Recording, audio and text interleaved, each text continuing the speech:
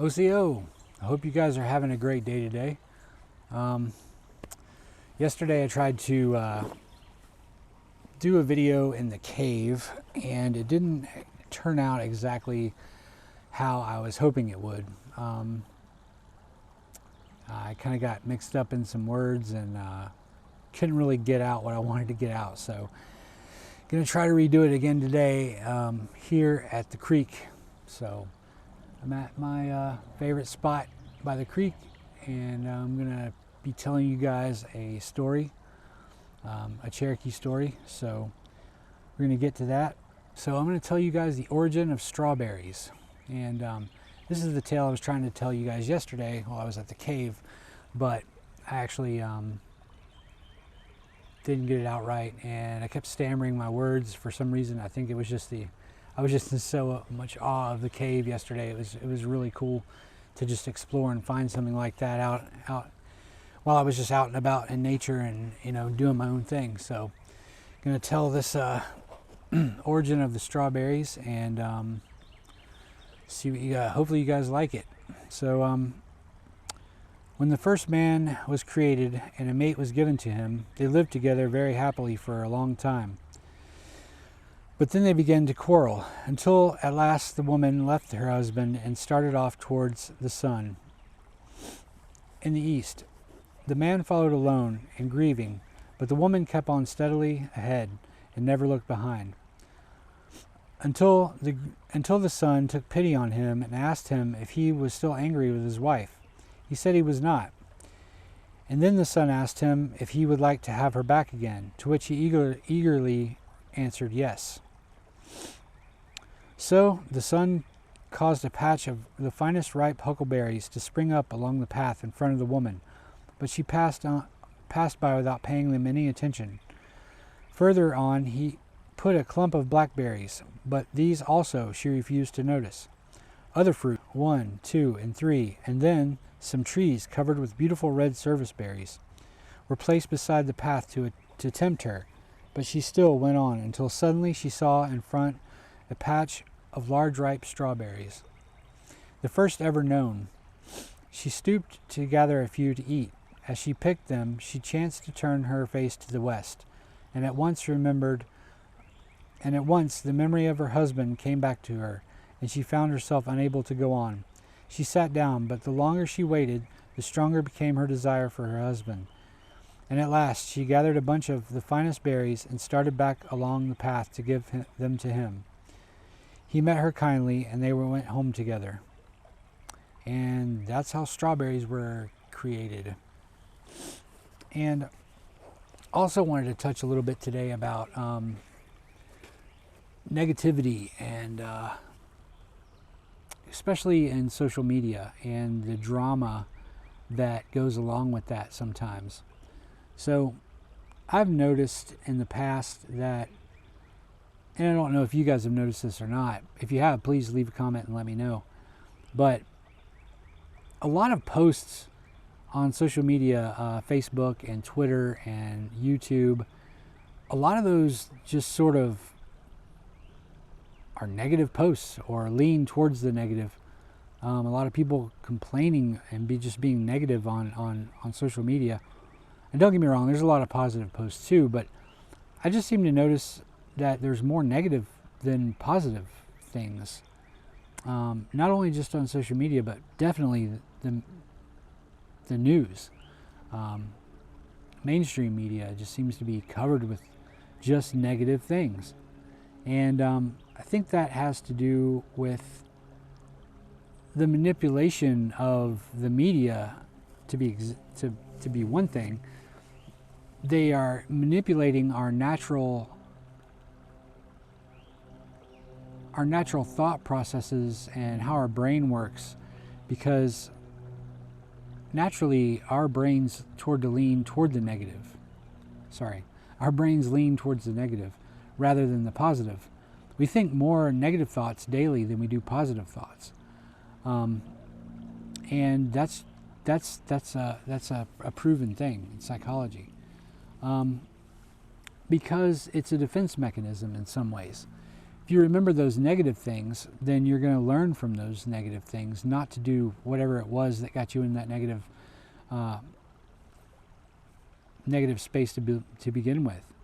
Such as if you go in, you're cooking on the stove and you reach over and you put your hand on the hot stove, well, that's going to burn you, and that's going to leave a negative imprint within your mind to say, hey, don't do that again. So negative experiences, whether it be something painful, physically painful, or mentally painful, emotionally painful, your brain's going to remember those and register those and keep those longer than it is going to keep positive experiences in life.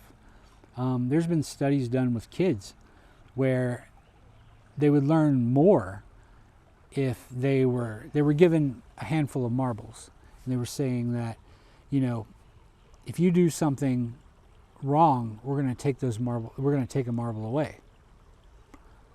Whereas they also gave another control of kids one marble, and they said every time you do something right, you'll get another marble.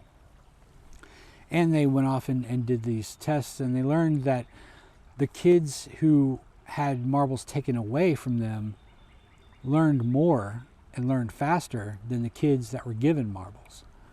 So it just seems like the negative aspect of punishment makes humans learn more than the positive aspect of giving or receiving things or positive things happening to us.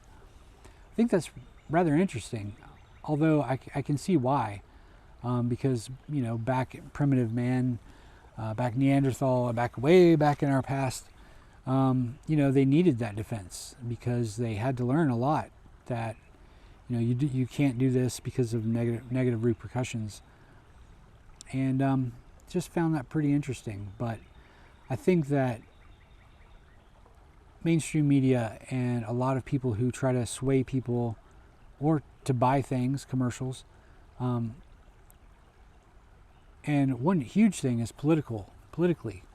There are more negative ads about politicians than there are positive ads about politicians, because people remember the negative aspects of those politicians more than they do the positive aspects of those politicians. So that's how they get into your brain and saying, don't vote for this person because they did this and this and this. And that's why we see so many smear campaigns, is because people focus on that negative. And our brains tend to search out the negative things. I guess my hypothesis is that it's a preemptive strike. Negativity right there, buddy. Something just happened. I hope they're okay, whoever it is. But anyway, I think that it's a preemptive strike against the negative outcome of whatever could possibly happen. And that's why we tend to search out the negative. And that's why people put,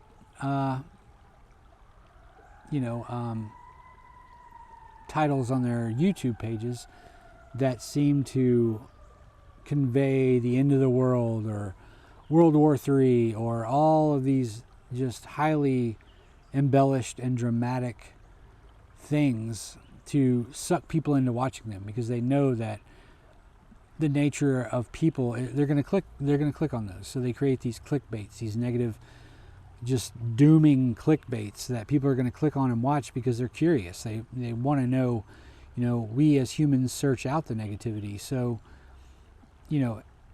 so that those things don't happen to us, or we can be prepared or ready for these things. So they manipulate us into clicking on their videos or reading their Facebook posts or whatever else it is. And I found just staying away from those things helps the stress level and helps with my positive attitude towards life and positive attitude towards my day-to-day. It helps kind of keep me away from falling into that hole of despair and stress and things like that. It keeps me away from overthinking things way too much. Like, oh man, if I sit here by the creek, they're there might be a limb that falls and hits me in the head, and then I'm laying here and nobody's going to find me, and then I'm going to end up, dead eaten by coyotes, or, and you just keep spiraling down all these fantastical ideas of what could happen to you.